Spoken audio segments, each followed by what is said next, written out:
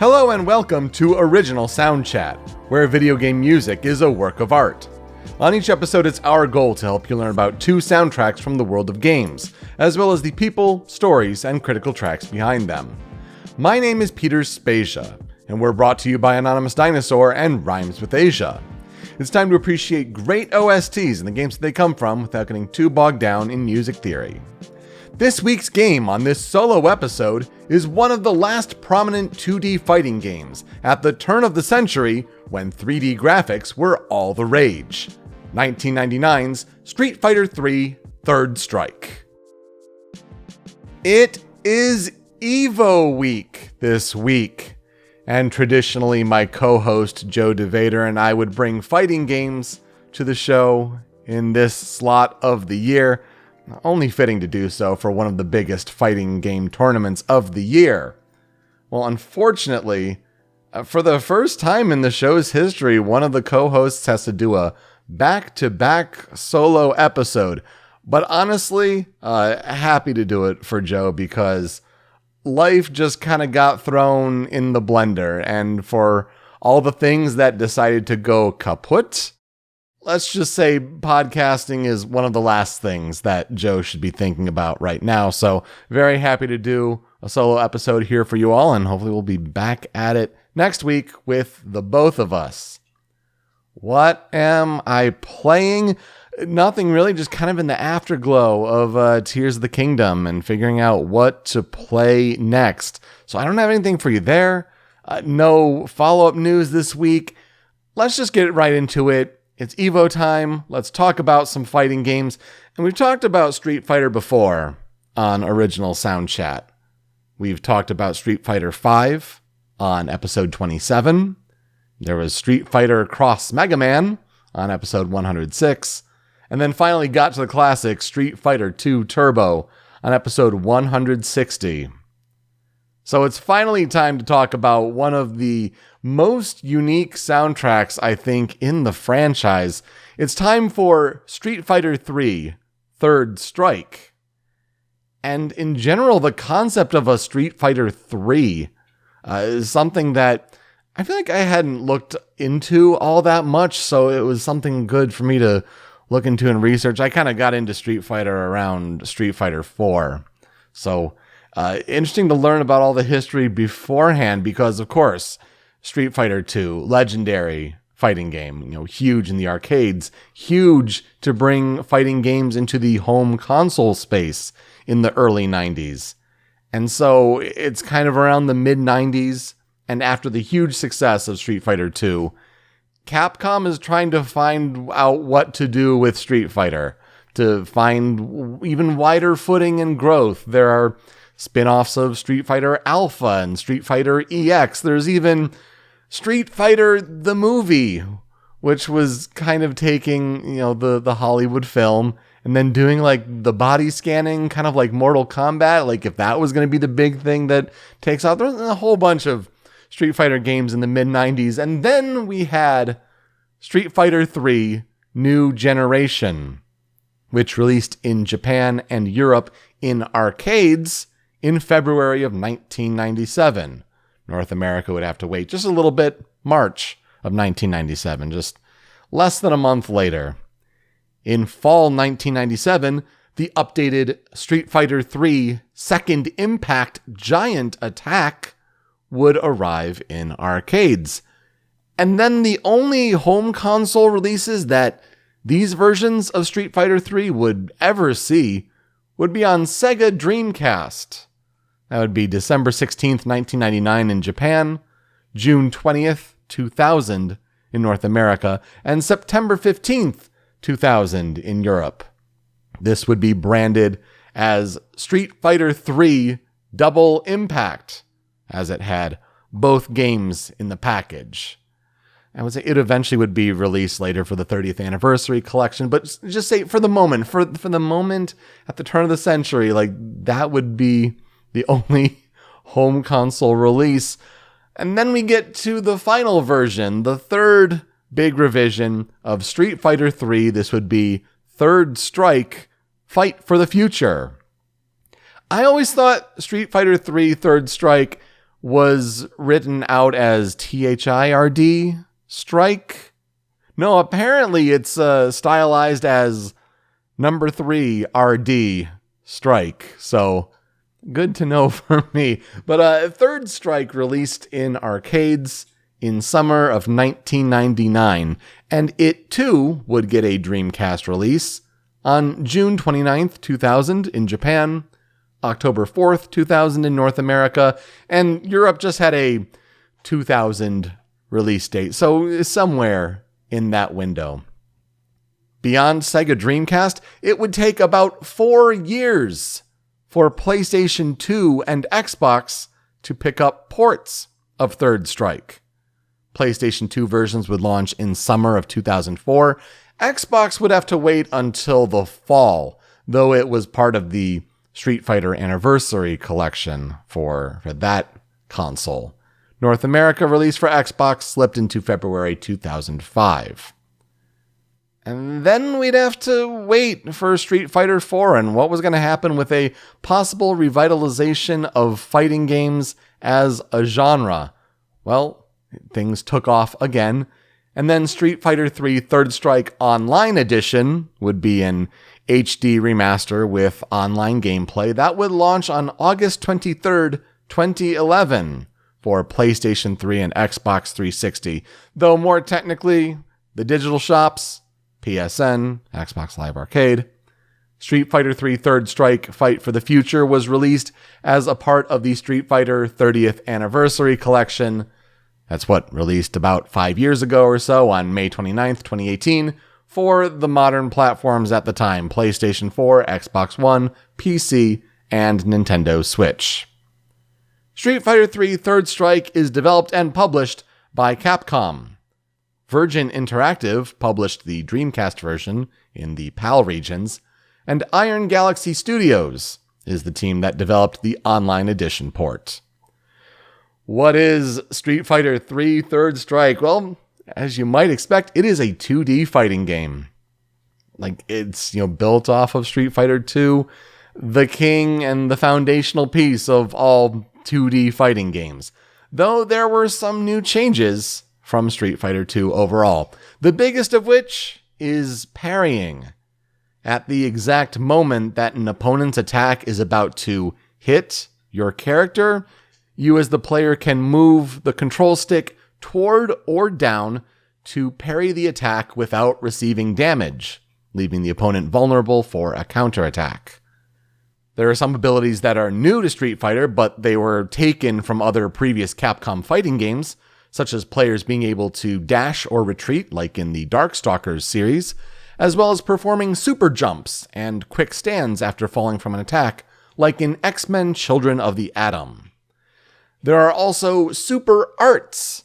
After you select a character, the player will be prompted to select one of 3 character-specific super attacks to use in battle. And the game also introduced leap attacks, which are small jumping attacks that can be used against crouching opponents. The story of Street Fighter 3 Third Strike, they all kind of build off each other in the Street Fighter 3 series, it sounds like, so all of the characters essentially have their own personal journeys that they have to take, and they all kind of build off of, they got New Generation, then you have Second Impact, and then you have Third Strike. So, that's kind of, I guess, standard for, fighting games at the time. Using that arcade mode, you have 10 fights, and you have a rival battle versus the final battle. And this final boss in Third Strike is Gil. Gil is the leader of a secret organization, think the Illuminati, which seeks to turn the Earth into a utopia. And because Gil is half red and half blue with long golden hair, he can manipulate fire and ice. Big questions for a pretty standard lackluster fighting game story. Can the fighters accomplish their personalized goals? This is where I would ask Joe, what are our experiences with Street Fighter 3 or Third Strike in general? I don't think he has any. I certainly don't. I only know it from seeing some gameplay like certain moments, shall we say. So even if you don't know what the game is, you've seen that moment probably if you're a video game enthusiast on the internet. We'll get to that. That is part of this game's legacy. But yeah, I knew that Third Strike was the Street Fighter 3 game for sure, and I'd heard a couple tracks from its soundtrack, but beyond that, I was really interested to learn more about Street Fighter 3 in general. And it's an interesting intersection where it comes across at a point of time in history and what a developer is working on and what they're famous for, and how do you follow up the legacy of one of the most foundational and influential games of all time. So, in the mid-90s, fighting games were all the rage, especially at Capcom. And a team in the arcade division that had worked on fantasy-based games like Dungeons & Dragons, they were suddenly thrust into making a new IP fighting game, because there weren't enough of those already. It was tentatively titled New Generation, and to add to the challenge, it was to be developed for Capcom's new advanced CPS-3 arcade board. CPS-2 had kind of driven, especially the end of Street Fighter 2, so CPS-3, new technology is possible. That's the Capcom system of the arcade chip there. There were a lot of issues that involved roles at the top of the team. You had someone who was going to be a director, but then they were moved to a producer, and that meant that there was no director there, and the team was just kind of listless and floundering. And then, maybe to revitalize the project and save it from cancellation, Capcom suggested that, hey, maybe we should turn this into a Street Fighter project instead. And then after years of indecision of what Street Fighter project in general, could it be Alpha? Could it be the movie game? What is going to be Street Fighter 3? Suddenly this team, this next generation team, just gets assigned that, yep, this is going to be the Street Fighter 3 project. This game, this team. And it was that decision that finally brought some experienced fighting game development talent to the project. But ultimately, development of Street Fighter 3 took more than 2 years. Capcom announced that Street Fighter 3 was in development during a March 27th, 1996 meeting in Tokyo, and then they showed the game for the first time at the September 1996 Japan Amusement Machine and Marketing Association show. While Capcom senior planner Shinji Mikami stated that it would be impossible to convert Street Fighter 3 to any of the home consoles then on the market, this statement kickstarted a lot of rumors of maybe the game could release on future platforms. Platforms that included the Nintendo 64 DD, Sega Saturn, and also the eventually canceled Panasonic M2. Because 3D games were the hotness at the time in the late 1990s. And so why wasn't it something like Street Fighter 3D? Well, general producer Noritaka Funamitsu explained, quote, "We feel that 3D is not really suitable for the head-to-head fighting. And to be frank, Capcom doesn't really have the techniques to display high-quality graphics in 3D." End quote. Even though when it came out, it would be up against franchises like Virtua Fighter and Tekken that were already starting to push into their idea of 3D fighting. But this game on CPS-3, for Street Fighter 3 and then all of its iterations, it allowed for more elaborate 2D sprites to be created. Each character is made up from approximately 700 to 1200 individually drawn frames of animation, and the game runs at 60 frames per second. What are the characters in Street Fighter 3? Because it's also a time when you have these different spin-offs that are trying to mix in different characters, and it's not just reusing the same world warriors. After all, the idea of New Generation was to come up with new characters, and then they're like, oh, maybe we should add Ryu. And then, oh, maybe we should add Ken, because Ken is just a clone of Ryu, and we can use a lot of the same sprites and just recolor it. So the characters in Street Fighter 3 New Generation, of course, Ryu, Ken, and then Alex was positioned as like the big star character outside of, the initial original two. Then there's Dudley, Elena, Ibuki, Necro, Oro, Sean, Yun, Yang, and Gil. Some characters that have never come back, and it's not surprising why. In Second Impact, there was Akuma, Hugo, and Urien. Urien being Gil's brother. And then in Third Strike, Chun-Li finally got added to the game, along with new characters Makoto, Q, Remy, and 12. Again, like if Street Fighter 6 is looking for some brand new characters to bring back from history, there are quite a few here in Street Fighter 3. Third Strike reviewed well, with the Dreamcast version having a Metacritic average of 84, has a game rankings aggregate of 81%. The online edition on PS3 and 360 would get a Metacritic of 86, so a little better over time. Players enjoyed the gameplay, the sprite work, and the addition of mechanics such as parrying. But it was definitely knocked at the time for being a 2D game, as well as just being more Street Fighter, especially by the time Third Strike came along as yet another iteration of Street Fighter.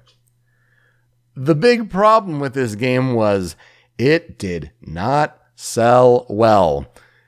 Across history, it sounds like Street Fighter 3 and all of its iterations, it's been estimated at selling about 260,000 copies total. But it was like especially bad for New Generation and coming out and trying to capitalize on Street Fighter 2. There are estimates that say like only maybe over 1,000 arcade cabinets were sold for New Generation. And that is not good. I guess that like around the Street Fighter 2 Turbo time, it was more like 75,000. So yikes. Game Awards at the time, not really anything of note, because there was really middling to poor reception overall for Street Fighter 3 and Third Strike at that point. Again, just a weird time in the industry, a moment of transition that, was Capcom really well suited for, and it kind of caused the dying out of fighting games for a while. And then with the revitalization of fighting games with the help of Street Fighter 4, but Third Strike is beloved. People look back on the game so fondly nowadays. And yeah, it was a weird time in the industry. It's a 2D fighter during a 3D craze, and also not to mention the growing power of home consoles versus the dying arcade business. But Third Strike is now highly regarded in the fighting game community as one of the best fighting games of all time, and many consider it to be the best Street Fighter game. I feel like it helps that when you had the home console launch in 2004, and then you follow it up with the Evolution fighting game tournament, Evo in 2004, of course, gave way to Evo Moment 37, the famous Daigo full parry on Justin Wong to end that match. Just a legendary fighting game moment where, again, you've probably seen it if Evo Moment 37 doesn't trigger anything for you. And if not, go Google, YouTube search Evo Moment 37. In 2022, IGN named Third Strike the best fighting game ever made.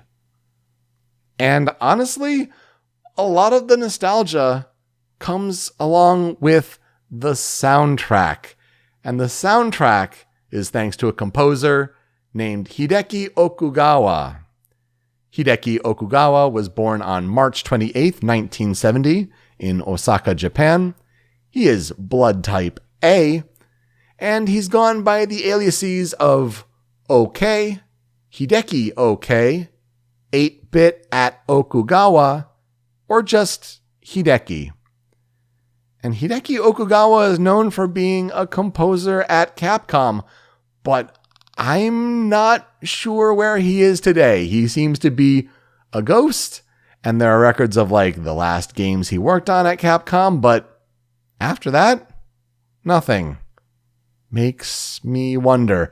Regardless, Hideki Okugawa is renowned for spearheading the jazz component in Capcom's sound team, with variations including jungle, acid, and drum and bass. And boy, we'll definitely hear all of those come into play for the Third Strike soundtrack here. But Hideki Okugawa's discography includes composing works such as Alien vs. Predator, the arcade game, the 3 Darkstalkers games, X-Men Children of the Atom, Mega Man The Power Battle, Mega Man 2 The Power Fighters, of course, all of Street Fighter 3, Onimusha 2 and 3, Dead Rising, Apollo Justice, Ace Attorney, which that was a surprise, but he composed the True C. Right theme, which is just a delight. And he was also part of the sound team that worked on Resident Evil 5. For Street Fighter 3 Third Strike's soundtrack overall, the work on the first 2 Street Fighter 3 games with New Generation and Second Impact, Takayuki Iwai also worked on those soundtracks as well. And we talked about Takayuki Iwai. Joe brought him to the show literally last year for EVO when he brought Darkstalkers to the show on episode 184. But Hideki Okugawa worked on all 3 games of Street Fighter 3. And with it being a new generation, there was a challenge to rewrite all new character themes, even for the characters that returned. See, Ken and Ryu don't have their classic themes in Street Fighter 3. So what Yoko Shimomura composed as classic themes, they wanted everything to feel fresh and new. And that would be throwing in new genres into a Street Fighter soundtrack. So the themes for this game are predominantly house, jungle, and drum and bass, with some jazz, hip-hop, and techno elements. The soundtrack to the first game in the series was released on CD by First Smile Entertainment in 1997, while the Third Strike original soundtrack was released by Mars Colony Music in 2000, with an arranged version afterward. We'll point out that there was the online edition that also got special remixed versions of themes and also just clearer sound quality. And so we're going to take those versions for this sample because the music all sounds the same. It's driven by a lot of synths and kind of the MIDIs at the time, but it's just a clearer recording. You go back and listen to specifically the arcade version, and it just sounds muddier, and like it's still quality music, but it's just nice to hear it cleaned up and brightened a little bit. And we'll go right from there into the 5 critical tracks. And I feel like the one that jumps out in my mind immediately have to start with this one, the first critical track for Street Fighter 3 Third Strike, and it's called Third Strike. Street Fighter, we ain't playing over here. One-on-one, kid, you know you get finished. Round 1, round 2, just come and get with it. Your heart ain't cold stone, forget about the power. Battle this out to the 24th hour. Paying the price that you couldn't deal with. Cold-blooded killers in my lockdown clinic. Got no time to waste, we taking time bombs. Street Fighter 3 like the scar. Get my arm, make your first move, so what's it gonna be? You're trapped in a new world of Street Fighter 3. The 3rd chapter, so what's it gonna be? You're trapped in a new world of Street Fighter 3. Make your first move, so what's it gonna be? You're trapped in a new world of Street Fighter 3. The 3rd chapter, so what's it gonna be? Make your first move, so what's it gonna be? You're trapped in the new world of Street Fighter 3. This track composed by Hideki Okugawa and Infinite. Infinite's a Canadian rapper that was brought on to contribute 3 songs as well as announcer tracks for Third Strike. And it really gives the music right away just this fresh, sense of style, especially for the time in the late 90s. This is the main menu theme. And I feel like I had always heard of Third Strike's soundtrack, and it's like you're trapped in the new world, Street Fighter 3, and I'm like, there's a bit of, I don't know, cheesiness, corniness to it, right? But that's, looking back on it, 20 plus years down the road. But this has just such an energy, and you see so many fans just look back on the soundtrack as a whole, and it's just like eye-opening for what game music could be at the time. And for just the game to bring this energy right from the start, it's a good sign of things to come. Gives me a little bit of sense of Lotus Juice. I almost wonder, especially like during the verses, like, was Lotus Juice inspired by Infinite and his work in Street Fighter 3 Third Strike? I wonder. It makes you think. But yeah, obviously this one had to be here. Just like what seems to be the universally accepted best stage song in the game. And of course, it helps when it's tied up with a legendary moment as well. Number 2 on the Critical 5 for Third Strike. This is Jazzy NYC 99.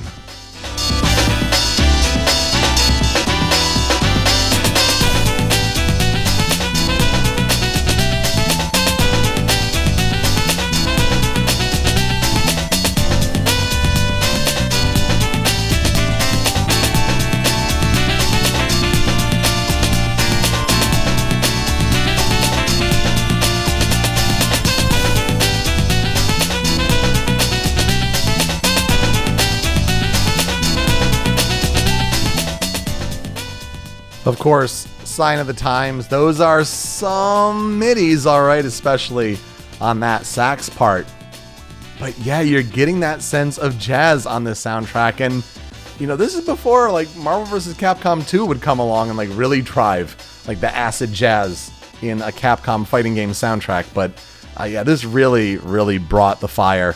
And this theme, Jazzy NYC 99, plays on Subway Station, which of course, New York City, and it represents Alex and Ken's theme.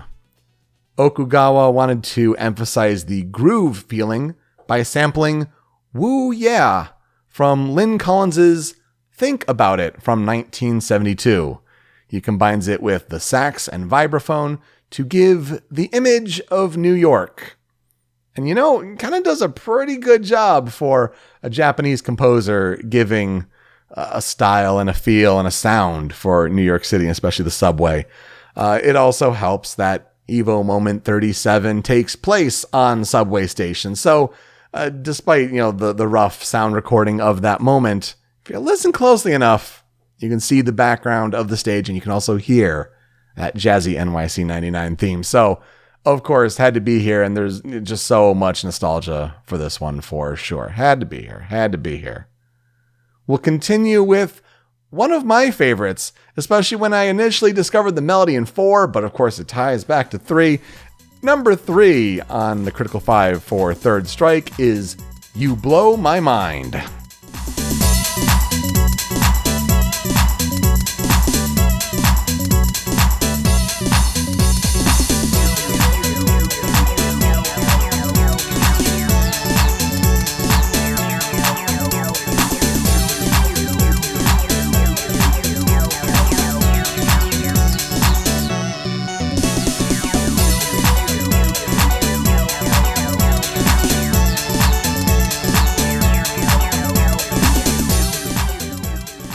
You Blow My Mind is the character theme for Dudley. And while Alex is a muscly tank top, long blonde hair, rough and tumble American brawler, Dudley is a gentleman British boxer who seeks to recover his late father's antique Jaguar convertible from Gil. And so this theme plays on Main Street, which is supposedly set in London. And why not have a dance track, a little disco action there going on in the synths? It's a really bouncy piece. And again, you're hearing the midis go with, especially with all the percussion. Maybe it's not lining up super perfectly, but you know what? It really has a good bouncy energy for a character that's all about moving and keeping that space to throw those punches and throw the rose down. It's such a good theme. I remember hearing the Street Fighter IV incarnation of this theme and really enjoying it. Oh man, I gotta talk about Street Fighter IV sometime. A lot of good tunes in that one. Maybe next year for Evo. But this is one that jumps out right away for me on the soundtrack. And this is more of a personal taste. I know some people like some other tracks more, but this is more resonant with me. For better or for worse, a track that also has to be here on the Critical 5 for Third Strike is this track. It's on Savannah. And number 4 on the Critical 5 is Beats in My Head.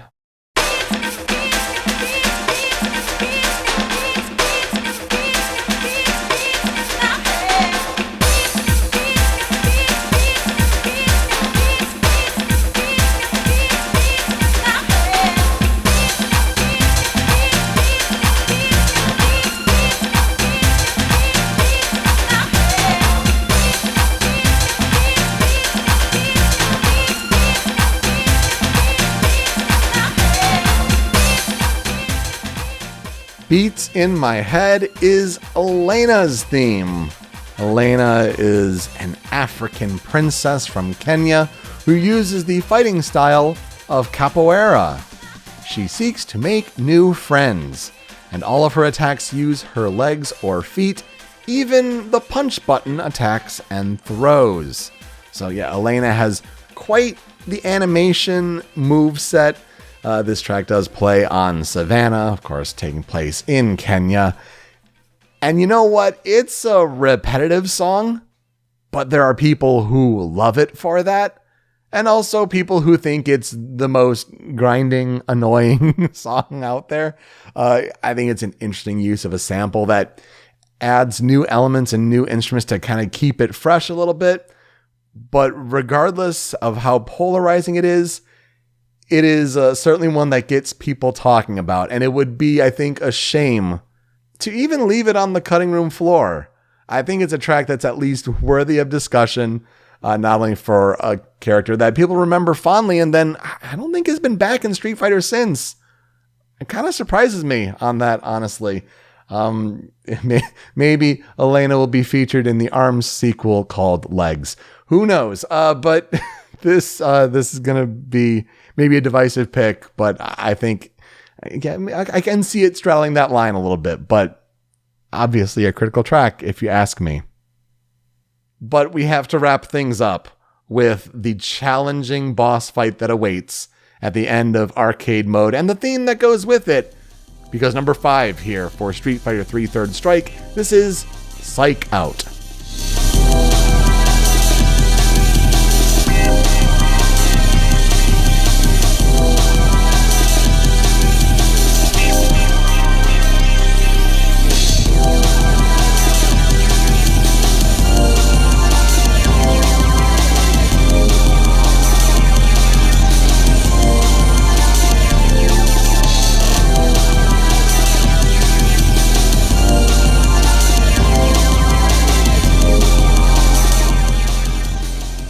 The half-red, half-blue Gil with the long, flowing blonde locks is, I think, supposed to be a play off of the Greek gods of antiquity.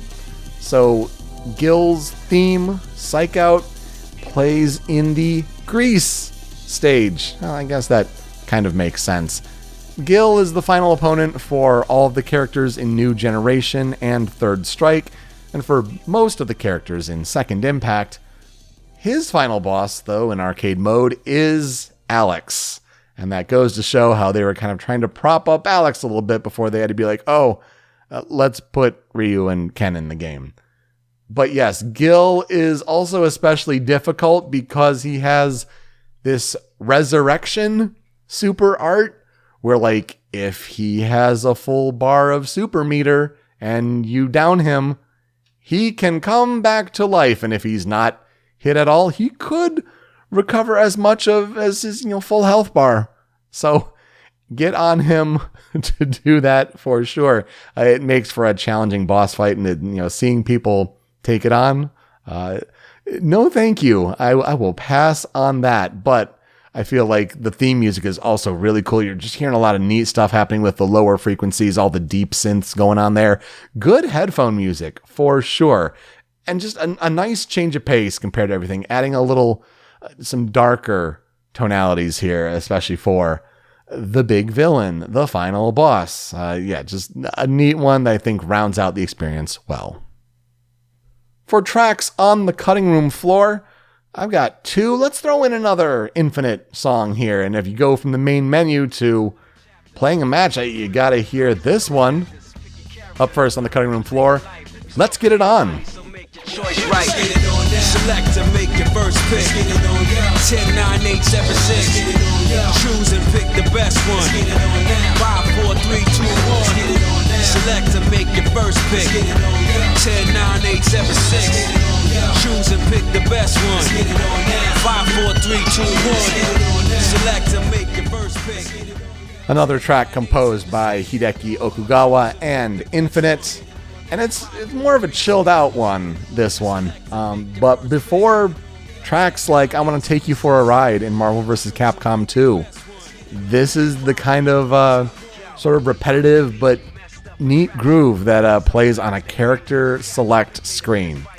And yeah, if you got to select and make your first pick, it's always telling you what you need to do with this music playing. But just such a cool sound that goes into why people look back on Third Strike as having maybe one of the best fighting game soundtracks of all time.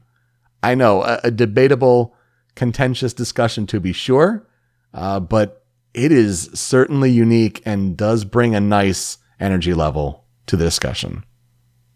But another stage and character theme that got my attention is this one, this other one here on the cutting room floor for me. This is Killing Moon.